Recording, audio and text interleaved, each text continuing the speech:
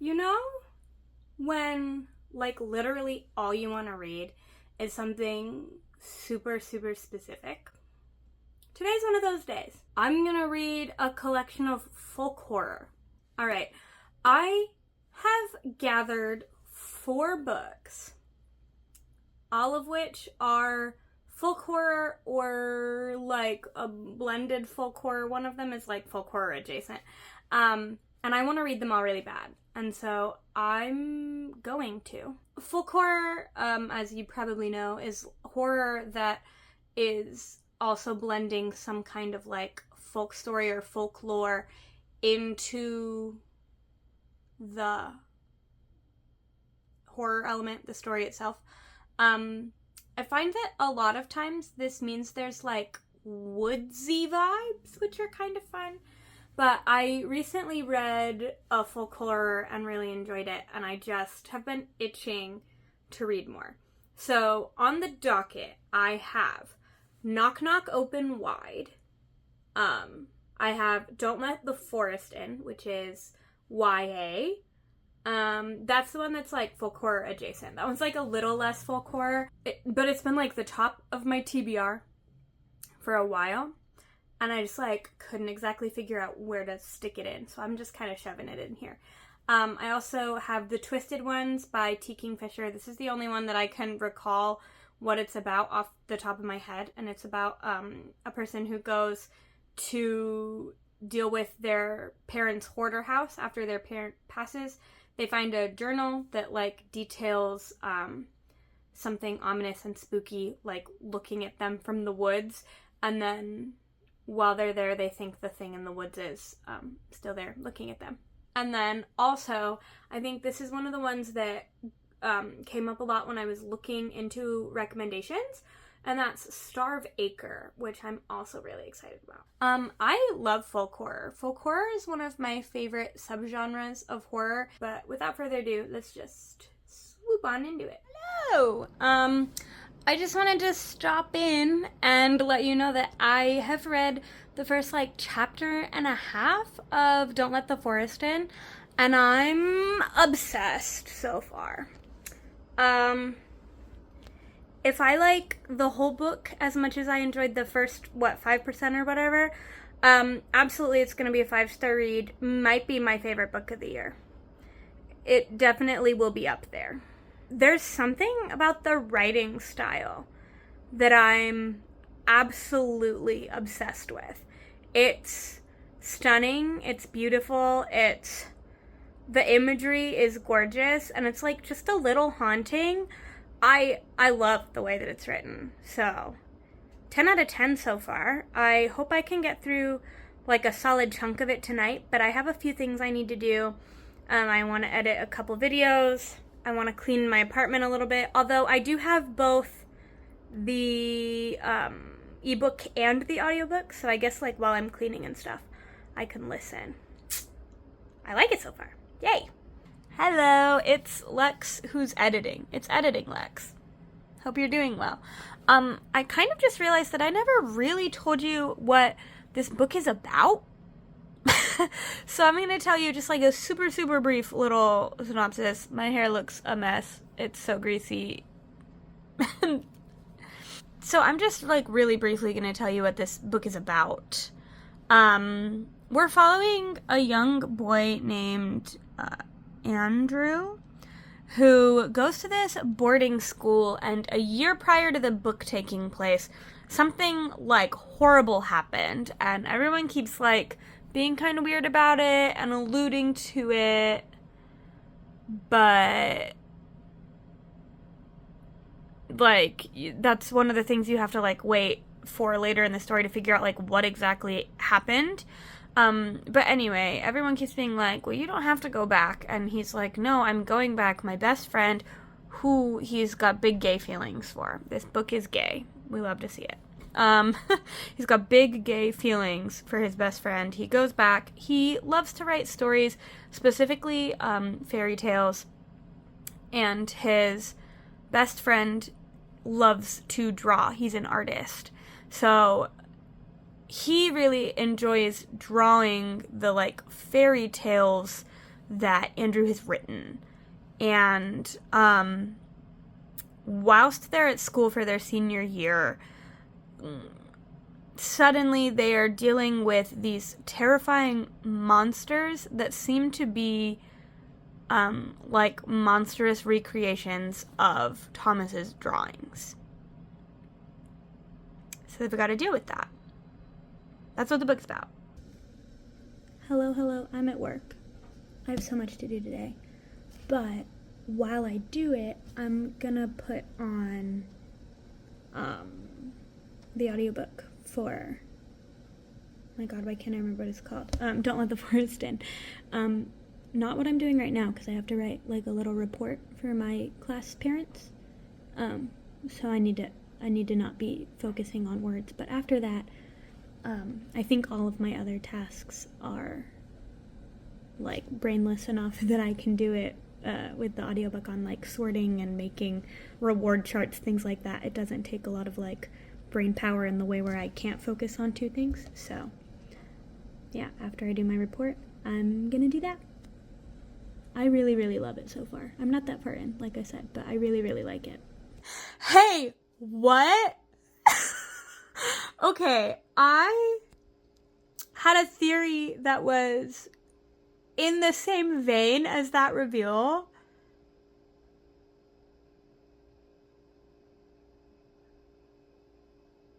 But, oh my god, what? What? Oh my god. Oh my god, no.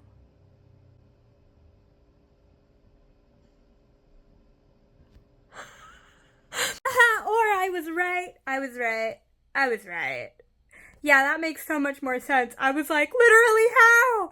I was like, what are you talking about? And then we got like a fake out reveal. That was fun. I'm having so much fun. This book is a blast. I'm almost done with it on audio. I was finishing work stuff at home, which I try not to do, but I didn't want to go in early and do it. So I was like, why not just listen to my audiobook and lay in bed? I'm having so much fun with this book.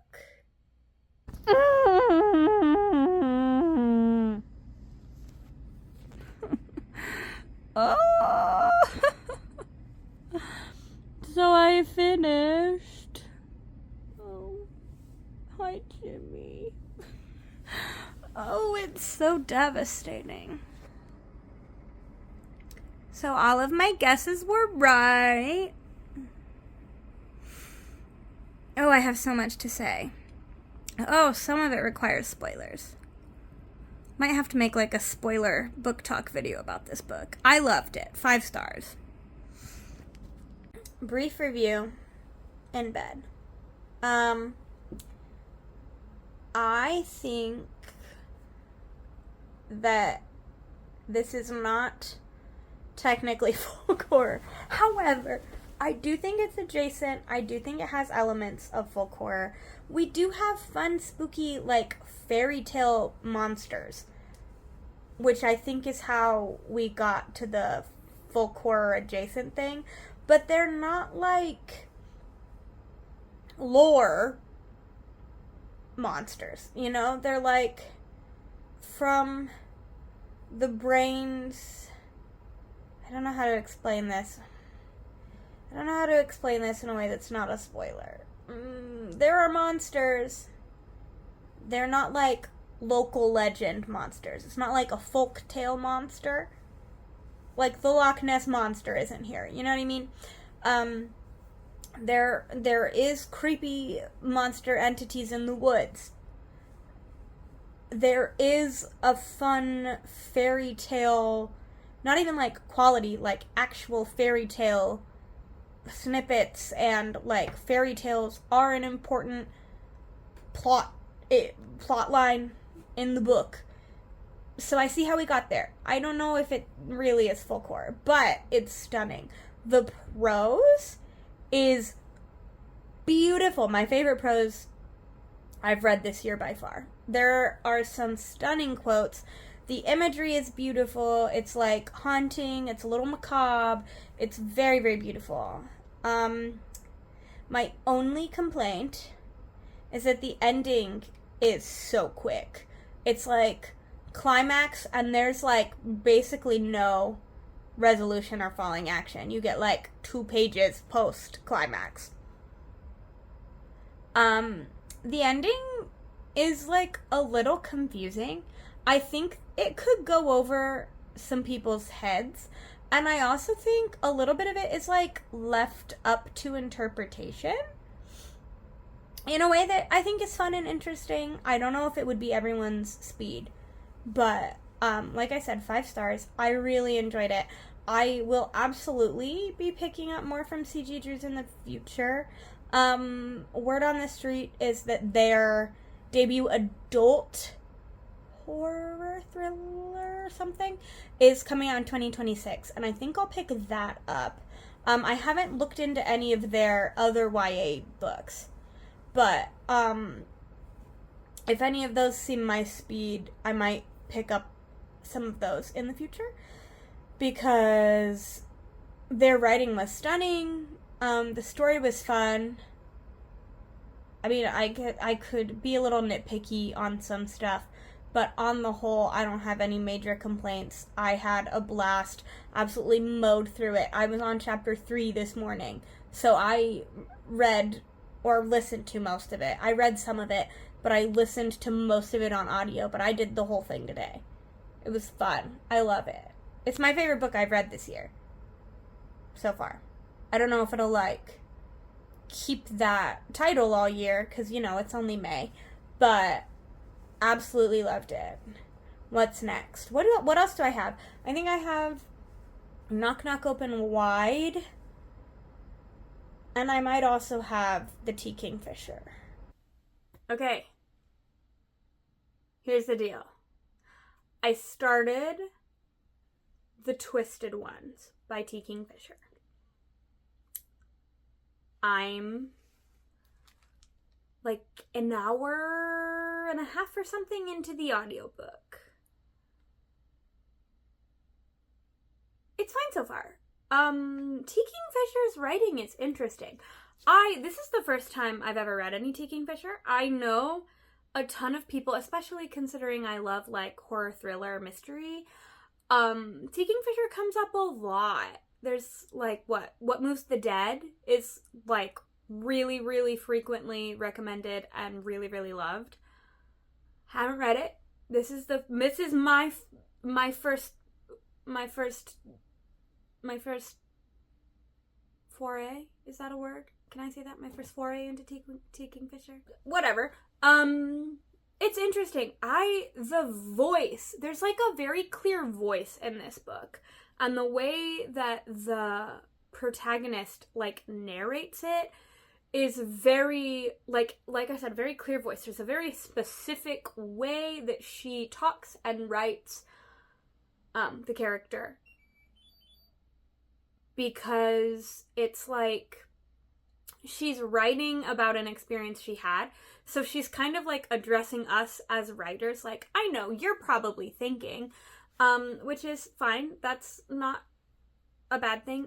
I don't not like anything that's going on. I'm intrigued.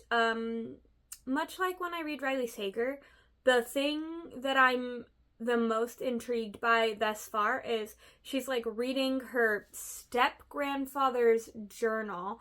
I think I told you what this is about. Basically, our protagonist has agreed at her father's suggestion that she's gone to her grandmother's house, and her grandmother was a hoarder, and she's like going through this hoarder house basically, and she finds her grandfather's journal, and he has some interesting stuff written. Like I said, I'm not that far in. Only a few chapters, so nothing super crazy has happened so far. She saw some weird white things moving around on 4 feet, like on 4 legs, and she was like, "It's just deer," and I was like, "I don't know what it is, but that shit ain't deer." Let's get that out of the way. That shit is not deer, and we all know it. I don't know what it is yet. And then her, like, dog was freaking out. She, like, took her dog out in the middle of the night, and her dog was, like, freaking out about a big rock thing and wouldn't go near it and was, like, barking at it and angry. But the thing that I'm the most interested in that we've gotten so far is every time she's reading this journal, I'm, like, super gripped by the journal. But he keeps talking about the twisted ones in the journal. So I look forward to learning more about that. I'm liking it so far. I do think this definitely feels more full quarter than Don't Let the Forest In, although I literally loved Don't Let the Forest In. So yeah, I'm gonna keep going. I have some like cleaning and stuff I need to do tonight. So while I do that, I plan to pop the audiobook back on. I have the audiobook and the ebook, so I'll probably do the thing where I like hit pop back and forth between the two. This will be my, well, if I don't finish it this weekend, which I might, but I might not, you know, and it depends on how packed my weekend ends up being. If I don't finish it this weekend, it'll be my like at work audiobook next week. But at home, I'll probably stick to reading on my ebook. I am probably 40% of the way through The Twisted Ones by Kingfisher. I'm having so much fun. First of all, it's been a hot minute since I've read a book that like actually kind of spooked me. Like years since I've read a book that like actually made me want to like glance around. There are some scenes in this book that I'm like, oh, she just found her step-grandfather's manuscript, which she's been looking for while cleaning out this house, and she's had quite a few really, really crazy encounters with, the things in the woods. And all I have to say about that is no thank you. No thank you. Also, it's been so long since I've played. I'm still in my pajamas. I just wanted to put on a full, they're not even, whatever. I just wanted to put on a full face of makeup literally for the vibe, just for funsies. And it's been a while since I've like really played with color. So I did like a blue and pink look, and it's fun. I'm obsessed. What if I want to wear it always? What then? Hi, Wolf-chan. Okay. I've been lost a little bit. They had me in the first half. I'm still having fun. Like, I'm still enjoying the story. But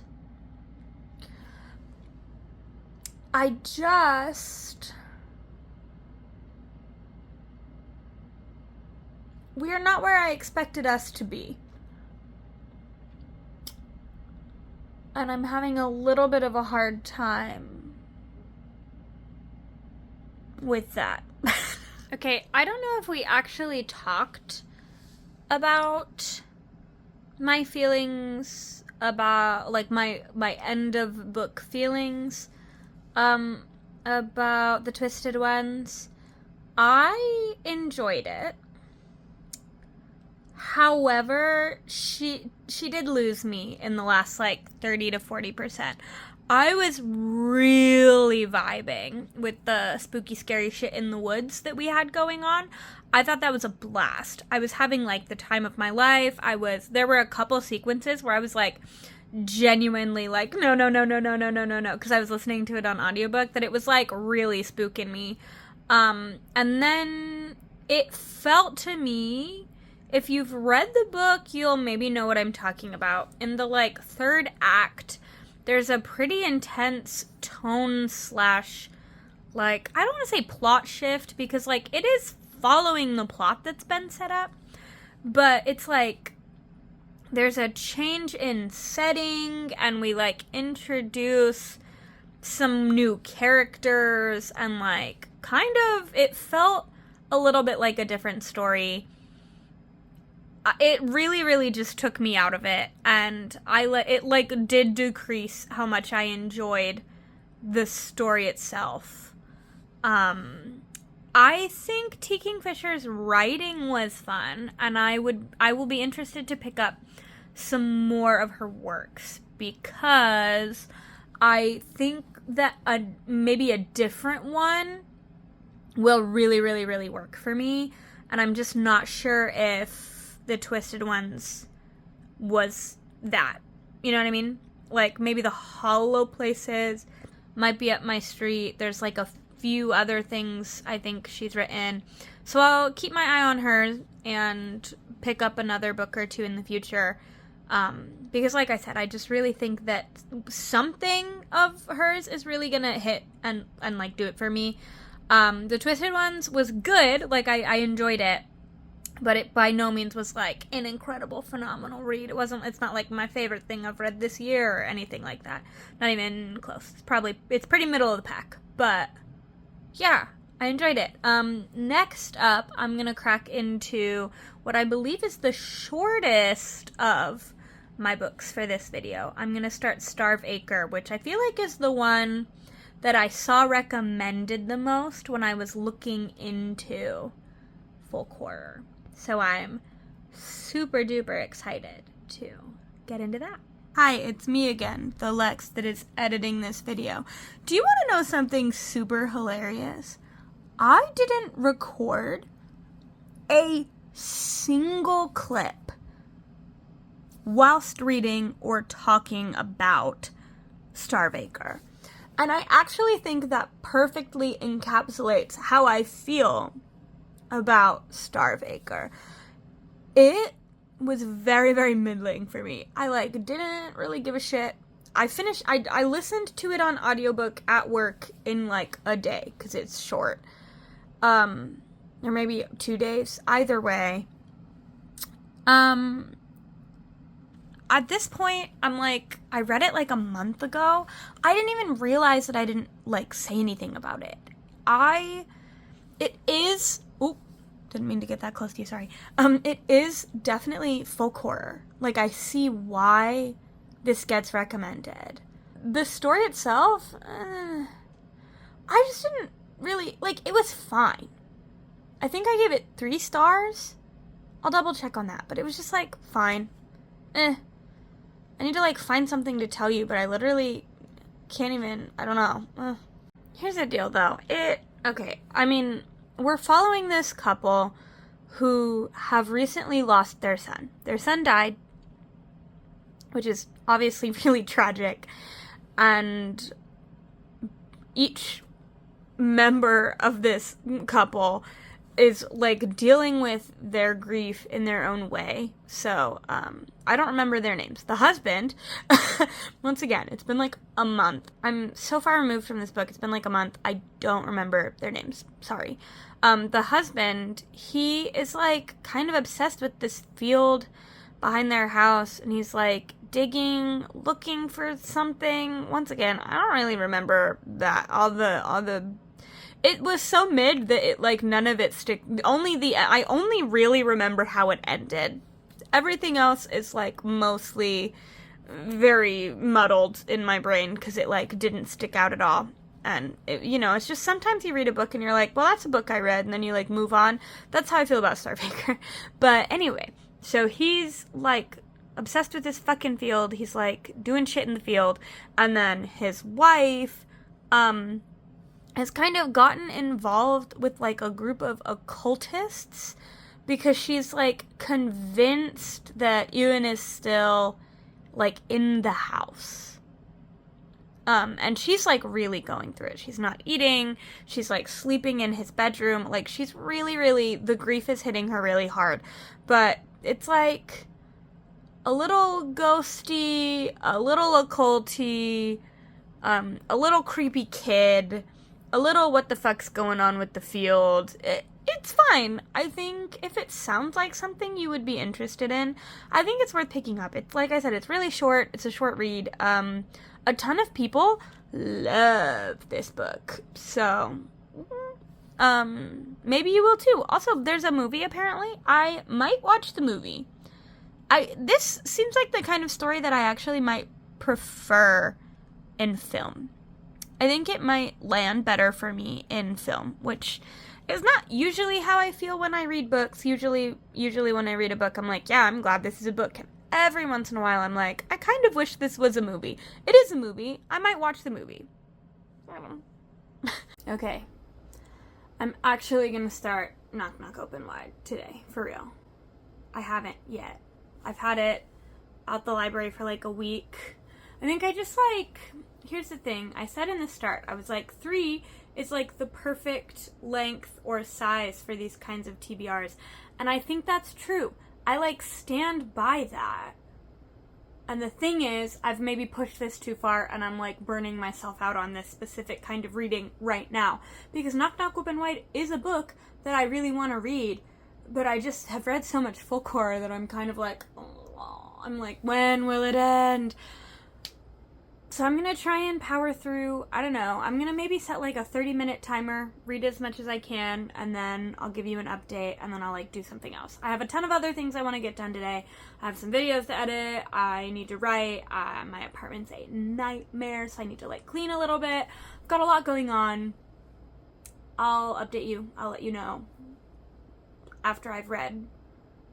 Maybe I'll I'm not cooking tonight because I don't have anything, I don't have enough groceries or anything defrosted to cook, so I'm gonna order takeout tonight. Maybe I'll just read for the length of time it takes for my food to get here. That sounds like a good idea. I'm gonna do that. Okay. Here's the thing. If you're ever intending to break up with someone, and then in that moment they propose to you, it just seems like a bad idea to say yes. Maybe that's just me, I suppose. Y'all, I'm trying so hard to get into Knock Knock Open Wide. And I've finished, I think, the prequel-y the prologue-y section where we're following Etain? How do you say her name? I think it's Etain. That's how I'm reading it in my brain. Anyway, I digress. I read that whole section. It's not that long. I'm only 40 pages or something into the book. I, first of all, was just really confused most of the time. I don't think I know what's going on. Maybe I'm not supposed to. I'm maybe supposed to be confused. I mean, it was some wild fever dream clusterfuck type shit. It really was. It was really confusing. And so now we've timeline jumped. I'm in a different time following a different character now. And I'm I don't want to hate this book. I'll be sad if I hate this book. I want to read... I have to return it to the library in 3 days, and I still have 300 words to read, so ideally I will read to at least page 100 tonight. That's my goal. I don't know how I feel about this book. Okay, we don't, there's not very much of it at first. We maybe go back and forth in timelines. I had assumed this was going to be linear, given the craziness that was the first 30 whatever pages. I shouldn't have assumed that, but I do think I like the 1999 timeline a lot more, and it's maybe just because I understand what's going on. But then I turned the page and it was 1979, and I was immediately oh no. Okay. I have officially read over 100 pages. I do feel like I kind of understand what's going on now. I feel like it's coming together. I feel like I'm seeing the vision. I'm definitely more into it than I was at page 40. In a way where I'm more excited to see where we're going. You know what I mean? So, shout out. I probably won't read any more tonight. It's pretty late. And I kind of just want to continue my rewatch of Voltron Legendary Defender. Okay, So I'm at the point in the story where this is not a huge spoiler. This is in the summary, like Dusk Jacket summary. It's fine. Where Betty is going to meet Ash's mom. Ash's mom is Etain, the one that, like, lost her mind a little because, like, bad vibes. Understandably. I know that I was talking some shit at the start of this. I'm so invested in a way where, like, I maybe will read the rest of this book tonight. I expect this to be exciting. Another thing that I'm really, really curious about is that Ash has a sister, Neve, who we know about from the, like, flashback sections, but, like, literally hasn't come up at all in the, like, future timeline with Ash and Betty. So I also have many, many questions about that. I have so many thoughts and feelings, but I feel like I can't say most of them without giving things away.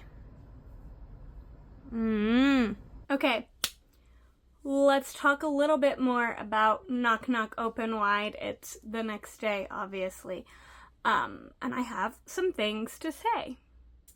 So first of all, at the beginning, I was being a little bit of a hater. In hindsight, after finishing the book, this is one of my favorite reads of the year.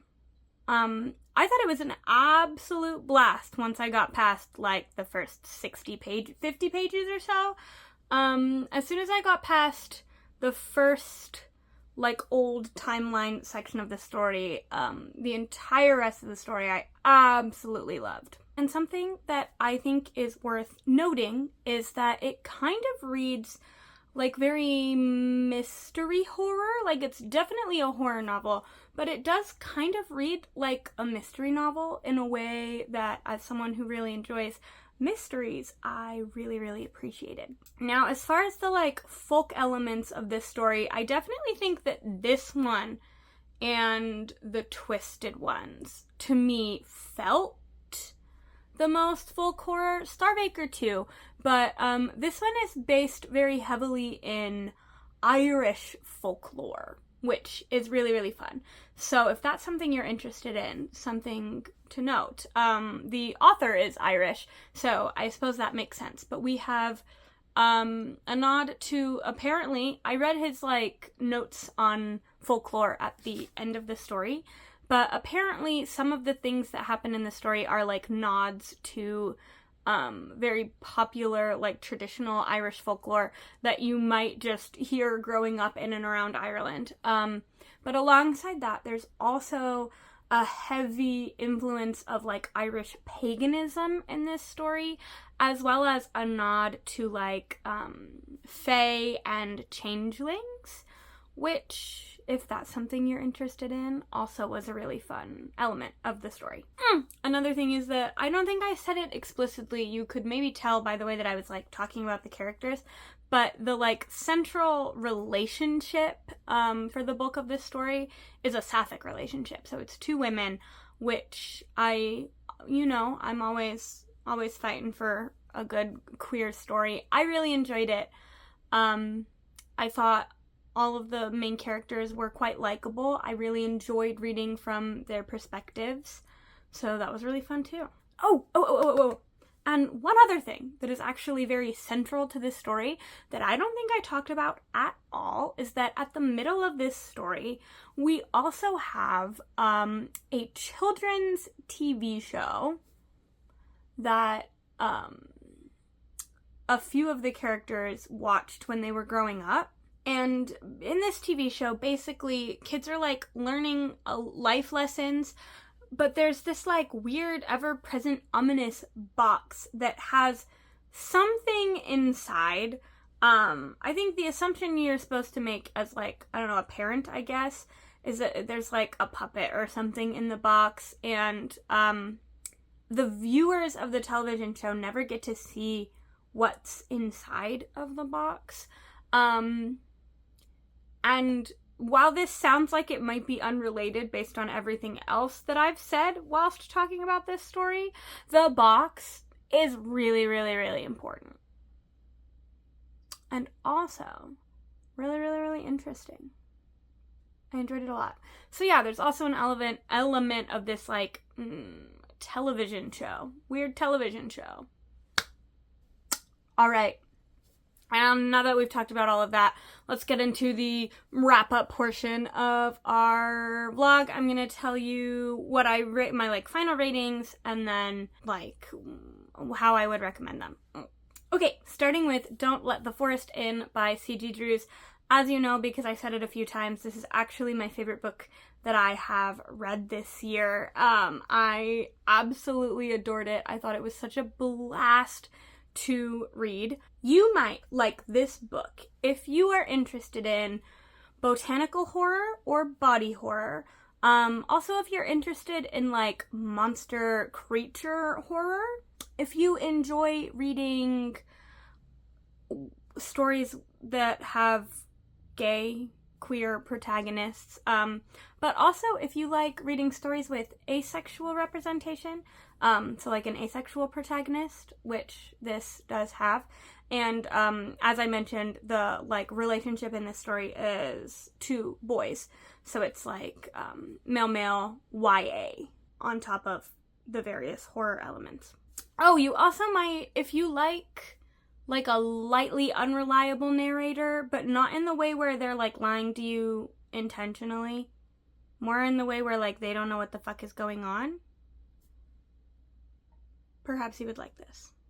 And you might not like this one if you, I mean, obviously if you don't like any of the things that I mentioned. So if you hate body horror, or you hate monsters or creatures, or you hate unreliable narrators, maybe skip on this one.